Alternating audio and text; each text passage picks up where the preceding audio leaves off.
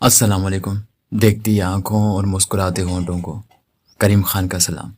Dear friends, ملک صفدر حیات کی یہ کرائم اسٹوری ہم نے ملک صفدر حیات صاحب کی ڈائری سے لی ہے۔ آپ کو پتا ہوگا کہ ملک صفدر حیات صاحب کی اسٹوریز سچ پر مبنی ہوتی ہے، یہ کرائم اسٹوریز ہوتی ہیں۔ ملک صفدر حیات صاحب پولیس آفیسر تھے، تب ان کے ساتھ جو بھی واقعہ پیش آتا تھا وہ اپنی ڈائری میں نوٹ کرتے تھے۔ تو ڈیئر فرینڈس، ملک صفدر حیات صاحب کی اس کرائم اسٹوری کا نام ہے دیا سلائی۔ ان دنوں این جی او وغیرہ کا ذکر دور دور تک سننے کو نہیں ملتا تھا، البتہ مختلف سماجی ادارے انفرادی یا اجتماعی طور پر معاشرتی فلاح و بہبود کی سرگرمیاں جاری رکھے ہوئے تھے۔ ان کے مقاصد کا تعلق زیادہ تر صحت و تعلیم سے ہوتا۔ ماہرین کی چھوٹی بڑی ٹیمز نگر نگر گھوم کر عوام میں شعور اور آگاہی کو اجاگر کرتیں۔ عموماً ان لوگوں کی توجہ کے مراکز دور دراز کے گاؤں دیہات اور چھوٹے قصبات ہوتے کہ ایسی جگہوں پر تعلیم اور سائنس سے متعلق آگاہی بڑھانے کی زیادہ ضرورت ہوتی تھی، اور آج تک یہی صورتحال ہے۔ یہ 60 دہائی کی ابتدائی سالوں کا ذکر ہے۔ میں ضلع شیخوپورہ کے ایک قصبے میں تعینات تھا۔ مذکورہ قصبے کے مین بازار میں کچھ عرصہ پہلے کسی لیڈی ڈاکٹر نے اپنا کلینک کھولا تھا۔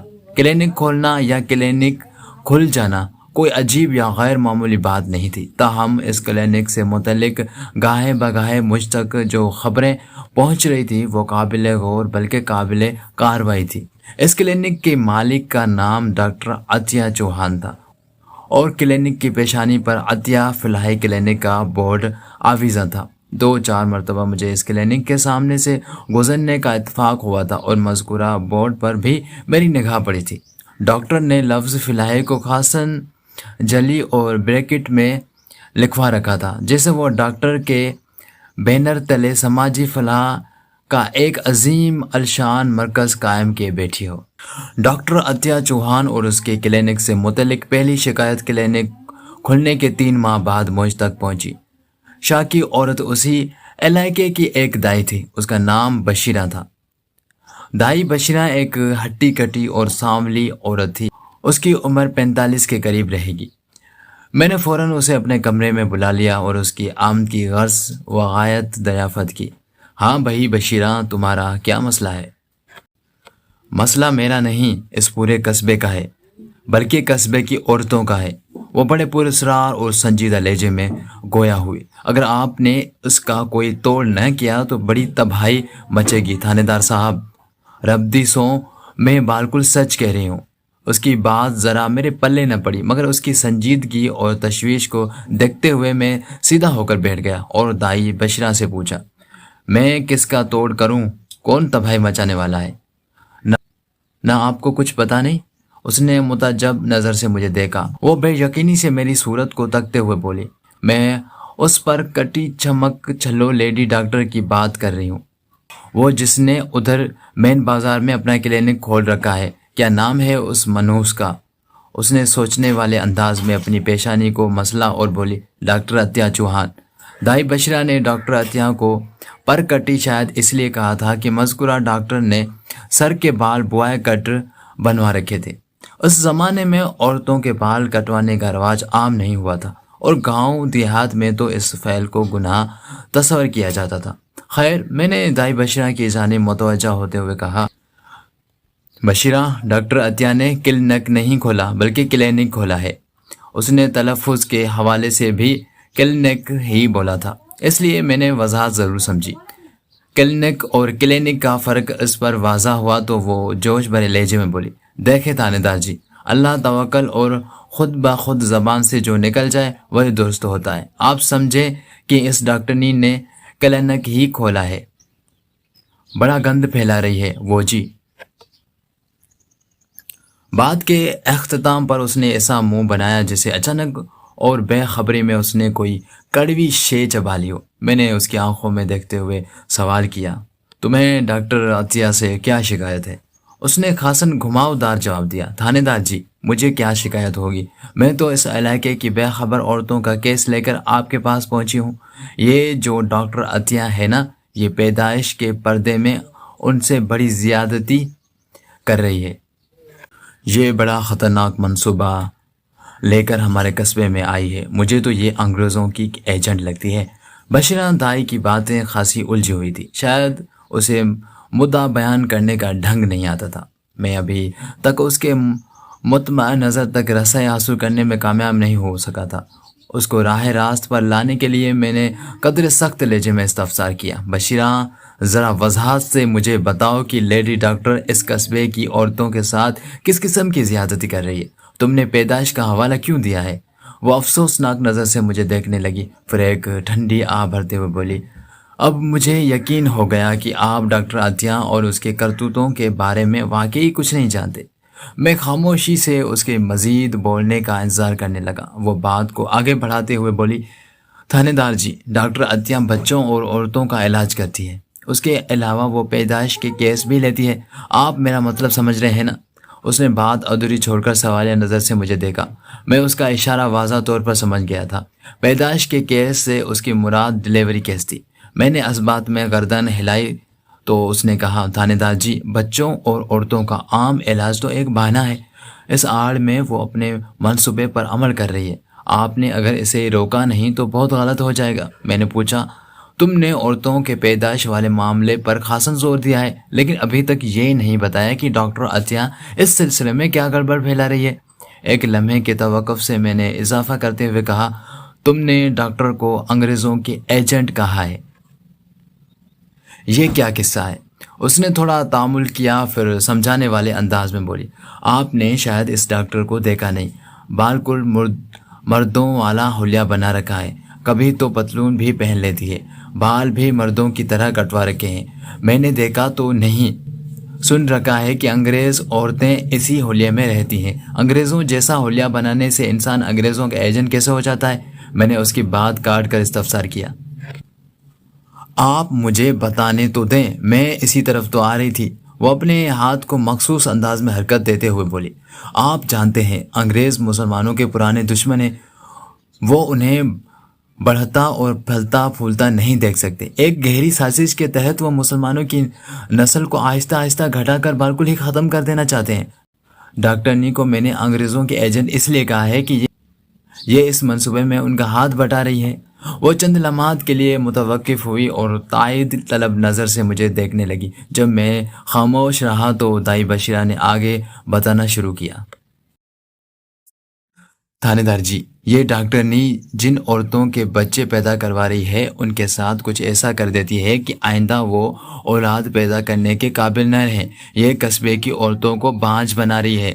دائی بشرا ایک عجیب و غریب انکشاف کر رہی تھی۔ اس کے بیان سے میری دلچسپی لامحالہ بڑھ گئی۔ وہ ایک نیا آئیڈیا بیان کر رہی تھی۔ اس زمانے میں فیملی پلاننگ سسٹم ابھی متعارف نہیں ہوا تھا۔ خاندانی منصوبہ بندی کا شہرہ 70 کی دہائی میں سننے میں آیا تھا۔ دائی بشیرہ قبل از وقت ایک منفرد سوچ پیش کر رہی تھی۔ میں نے فکر انگیز لہجے میں کہا، یہ تو بڑی تشویشناک بات ہے۔ اگر ڈاکٹر عطیہ چوہان ایسا کر رہی ہے تو پھر اس کے خلاف قانونی چارہ جوئی کرنا پڑے گی۔ یہی نہیں، وہ جذبوز ہوتے ہوئے بولی، یہ ڈاکٹرنی اس سے آگے بڑھ کر بھی بہت کچھ کر رہی ہے۔ وہ کیا؟ میں نے سنجیدگی سے پوچھا۔ اس کے چہرے پر ایسے تاثرات نمودار ہوئے جسے میرے سوال کا جواب دیتے ہوئے وہ ہچکچا رہی ہو، شرما رہی ہو۔ میں نے اپنا سوال دہرایا۔ وہ فیصلہ کن انداز میں بولی، تھانے دار جی، شرح میں کیا شرم؟ اور پھر آپ تو اس علاقے کے تھانے دار ہیں، اگر میں آپ کو پوری بات نہیں بتاؤں گی تو آپ انصاف کیسے کریں گے؟ کیا آپ تم کوئی شرعی مسئلہ بیان کرنے والی ہو؟ بس جی، کچھ ایسی ہی بات ہے۔ تو پھر شرم کو بالائے طاق رکھو اور مجھے مسئلہ بتاؤ، میں نے اس کی مشکل آسان کرتے ہوئے کہا۔ چند لمحات کی سوچ بچار کے بعد اس نے نہایت ہی محتاط الفاظ کا استعمال کرتے ہوئے مجھے بتایا کہ لیڈی ڈاکٹر عطیہ چوہان مانا حمل یعنی ابارشن وغیرہ کے کیس بھی لے رہی تھی۔ 60 کی ابتدائی سالوں میں ابارشن، اسقاط اور فیملی پلاننگ کا کم از کم پاکستان میں خصوصاً دیہاتوں میں کوئی تصور نہیں تھا۔ دائی بشیرہ جو کچھ بتا رہی تھی وہ حیرت انگیز ہونے کے ساتھ ساتھ تشویشناک بھی تھا۔ میرے لیے یہ ایک تازہ سے نئی معلومات تھی۔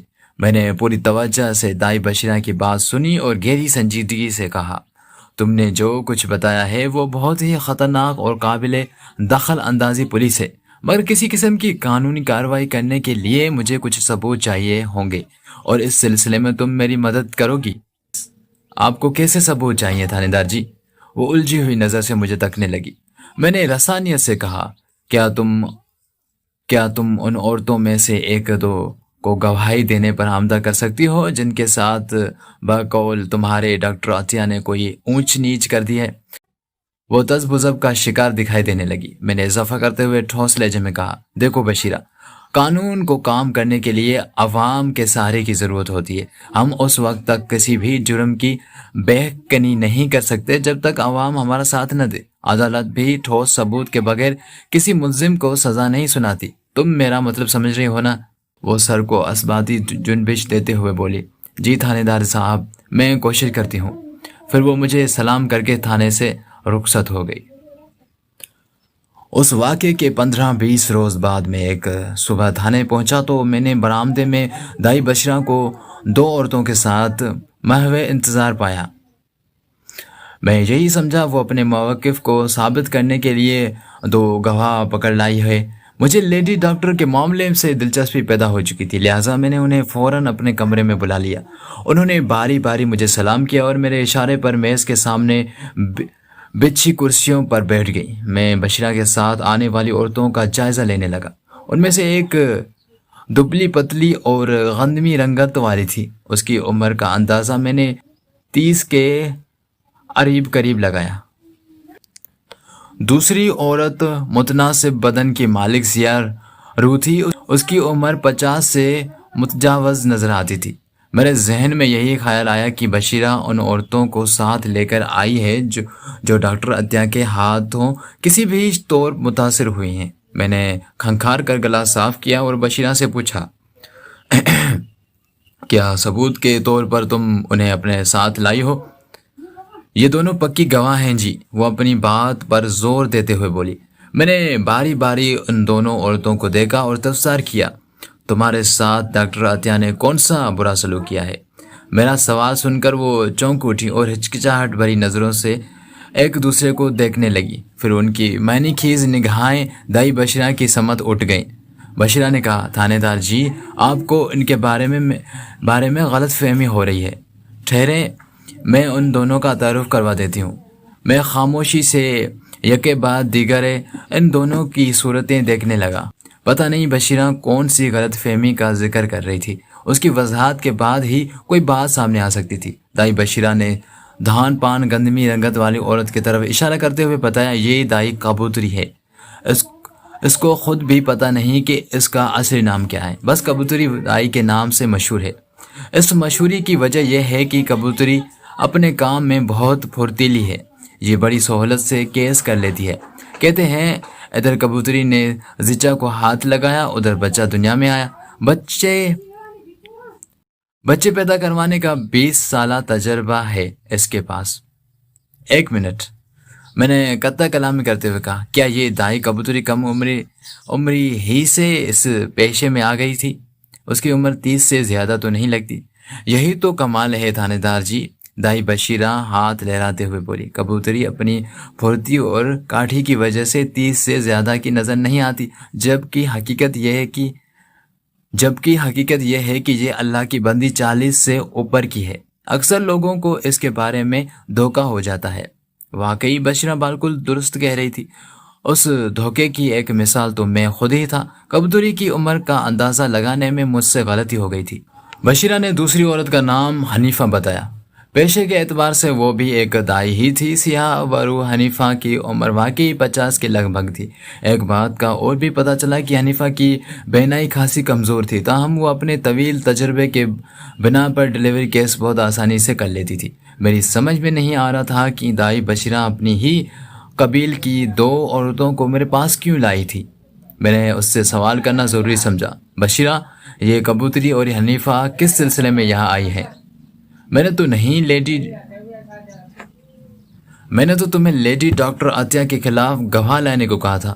یہ دونوں اس ڈاکٹرنی کے خلاف گواہی دینے کو تیار ہیں، بشیرہ سنجیدگی سے بولی۔ میری طرح یہ بھی ڈاکٹرنی کے کرتوتوں سے پوری طرح واقف ہیں۔ बादिल नज़र में मुझे वो मामला दाइयों का गुठ जोड़ लगा। मैंने बड़े खुले अल्फाज में उन पर वाज़ा करने की कोशिश की, आप लोग जो कुछ भी कह रहे हो वो कानून की ज़बान में डॉक्टर अतिया पर आयद करदा एक इल्ज़ाम है। ये मुतअद्दिद इल्ज़ामात हैं। अदालत किसी मुल्ज़िम को सज़ा देने के लिए ठोस सबूत मांगती है, उसके जुर्म की शहादत पेश करना पड़ती है अदालत में, तब कहीं जाकर कामयाबी हासिल होती है। इन खाली खोली बातों से कुछ हाथ नहीं आता। हम खाली खोली बातें नहीं कर रहे थानेदार जी, कबूतरी ने मुझसे मुखातिब होते हुए कहा। मैं ऐसी 3 औरतों को जानती हूँ। मैं क्या ये दोनों भी उन औरतों से वाकिफ़ हैं जो डॉक्टरनी की ज़्यादती का शिकार हुई हैं? ज़रा तवक्कुफ़ करके कबूतरी ने बशरा और हनीफ़ा को देखा, फिर मेरी तरफ मतवजा होते हुए बोली, इन 3 बदनसीब औरतों के नाम सुगरा, बल्किस और ज़रीना है और वो इसी कस्बे के रहने वाली हैं। कबूतरी के बयान ने मेरी दिलचस्पी को और बढ़ा दिया। मैंने पूछा, डॉक्टर अतिया चौहान ने इन औरतों के साथ क्या किया है?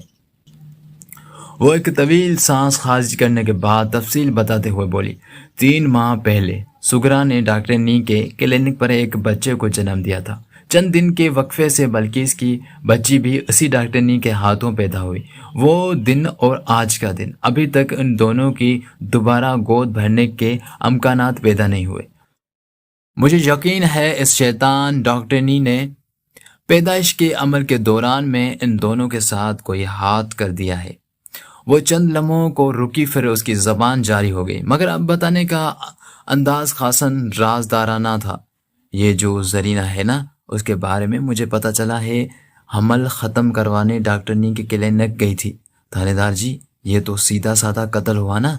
बात के अख्ताम पर उसने मुझसे सवाल कर डाला था। मैं उसके सवाल का क्या जवाब देता? उसका तो पूरा बयान ही मुझे मबनी बर हमाकत नज़र आ रहा था। सुगरा और बल्किस 3 माह पहले डॉक्टर अतिया के क्लिनिक पर जचगी के अमल से गुजरी थी। अगर वो दोबारा उनके माँ बनने के आसार नमूदा नहीं हुए थे तो उसमें बेचारी डॉक्टर अतिया का क्या कसूर था? और जहाँ तक जरीना के इस्कात का ताल्लुक था, तो अगर वाकई उसमें कोई हकीकत थी तो फिर डॉक्टर अतिया को मोरो इल्ज़ाम ठहराना दुरुस्त नहीं था। डॉक्टर अतिया ने ज़बरदस्ती पकड़कर जरीना को इस अमल से तो नहीं गुजारा होगा। वो अपनी किसी मजबूरी या ज़रूरत के तहत ही उसकी क्लिनिक तक गई होगी। अब मुझे वाकई यकीन होने लगा कि इन 3 दाइयों ने बाहमी गठजोड़ से लेडी डॉक्टर अतिया के खिलाफ महाज बना लिया था। अतिया फिलहाल क्लिनिक ने रवायती दाइयों का धंधा मुतासर किया था, और ये बात बैदुल कयास नहीं थी कि वो तीनों डॉक्टर अतिया से दुश्मनी पर उतर आई हों। ये तमाम अंदाजे और हालात अपनी जगह। वो तीनों इस वक्त एक फरियाद लेकर मेरे पास आई हुई थी, लिहाजा मुनासिब तरीके से उनकी बात सुनना और हर मुमकिन तसली तशफ़ी फराहम करना मेरा फ़र्ज़ बनता था। मैंने कबूतरी को मुखातिब करते हुए कहा, ठीक है, थोड़ी देर के लिए मैं मान लेता हूँ कि तुम तीनों डॉक्टर अतिया के खिलाफ बिल्कुल ठीक शिकायत कर रही हो। मुझे बताओ, तुम मुझसे इस सिलसिले में क्या चाहती हो? बशरा ने उनकी नुमाइंदगी करते हुए कहा, जाहिर है हम तो यही चाहेंगे कि आप डॉक्टर नी के खिलाफ कानूनी कार्रवाई करें। यह शरीफों का कस्बा है, यहाँ इस किस्म के बेहुदा और आवारा क्लिनिक की ज़रूरत नहीं। आप फौरी तौर पर इस डॉक्टर नी का क्लिनिक बंद करवाएं। बशरा के लब व लहजे में डॉक्टर अतिया के लिए नफरत ही नफरत थी। आखिर इसके दिल की बात ज़बान पर आ ही गई थी। वो लोग पहली फुर्सत में डॉक्टर अतिया को वहाँ से चलता कर देना चाहते थे। कबूतरी ने बशरा के मौक़िफ़ में ज़ोर भरते हुए कहा, आप ही बताएं मलिक साहब, डॉक्टर नी आने से पहले क्या इस कस्बे की औरतें बच्चे पैदा नहीं करती रहीं? हमने दर्जनों सैकड़ों बच्चे पैदा करवा दिए। हनीफा ने नाराज़गी से कहा, मेरे हाथों से इन गिनत बच्चे इस दुनिया में आए हैं, बहस तो अब खुद बच्चों वाले हो गए हैं। मैं 2 नस्लों की दाई हूँ, ये आंखें ऐसे ही अंधी नहीं हो रही। बशरा ने तल्खी से कहा, और वो डॉक्टर नी जुमा 8 दिन से इस कस्बे में आई है और यहाँ के चौधराइन बन बैठी है। हम उसे हरगिज़ बर्दाश्त नहीं कर सकते। तो डियर फ्रेंड्स, यहाँ तक हमारा जो फर्स्ट एपिसोड है यहाँ पर हम एंड करते हैं। तो डियर फ्रेंड्स, आपको पता तो चलें कि ये केस आगे चलकर बहुत दिलचस्प होने वाला है। आगे चलकर इस जो डॉक्टरनी है अतिया चौहान, उसका कोई कत्ल कर देता है।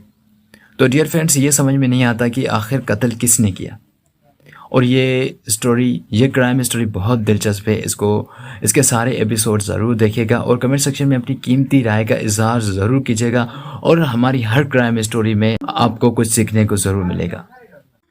تو ملتے ہیں انشاءاللہ نیکسٹ ایپیسوڈ میں، تب تک کے لیے اللہ حافظ۔